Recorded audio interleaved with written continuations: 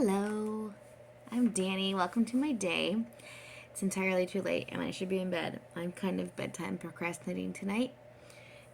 Do you ever bedtime procrastinate? You're just too tired, you feel like you didn't get enough time to yourself during the day and you just kind of keep putting off going to bed. Well, anyways, I wanted to hop on to tell you a testimony that happened to one of my kids yesterday. I don't think he wants to share because he's a little shy. But my 7-year-old Isaac, he's not as aggressive or outspoken as the rest of the children, but he had a back to school night last week. Oh, it's not back to school. It was an open house because they didn't do it at the beginning of the year because of COVID and whatnot. So anyways, they had an open house, and from 4:30 to 5:30 we could go in and see the classrooms and see the artwork and the specials rooms and this and that. Meet the teacher and see classmates that were there. And then there was a fun fair in the evening after that where they had raffle baskets and food trucks and you could buy pizza from the school and yeah, fun stuff. So anyways, I went with all 4 kids because Dave was going to come, but he got stuck at work and he was super bummed about it. So I took all 4 of the kids by myself with Miles in his wheelchair. And we got through the classes and looked at everything. And then there was a ton of people there because there was 3 grades worth of children and families and parents and some extended family for some people. And so it was fine. I mean, we had to go as soon as Miles got off the bus because he gets home at like 4:10 and he has a 40-minute drive. So I don't know how long he was in his chair. I checked his diaper as soon as he got home, but excuse me, it was still a long time to be sitting in that chair and not being able to shift your position at all. So anyways, Miles was fine. He was happy, but I still don't like to keep him in for hours and hours just because I don't know how he's feeling. Anyways, about 5:30 after we had checked everything out, we got some free popcorn, and then I was like, we're going to go home and eat because I just couldn't really, I didn't want Miles to stay in his chair longer than he had to, and I just had a dinner plan at home, and I didn't think I could handle all 4 kids in that huge crowd and trying to feed everybody. And carry food and whatnot. So anyways, I told them we weren't going to stay to eat, and we were going to go. Well, Isaac knew that each kid at the school gets like 10 tickets or something for the raffle baskets, and he had seen the raffle baskets. He knew there was a Lego raffle basket and he wanted to put tickets in, but the line was so long and it was way out into the parking lot where the food trucks were, and Asher, my almost 5-year-old, was just hangry.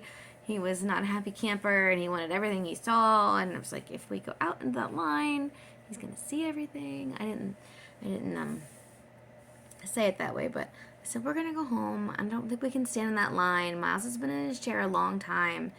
And, yeah, we just can't. I'm sorry. I was really bummed, too. I wish you could do it, And Isaac, he was sad, but he didn't whine. He didn't complain. He didn't say a thing. He took it with stride, and he was okay with it. He didn't fuss at me or anything, which was really cool of him. The other ones would have kept asking and making a fuss.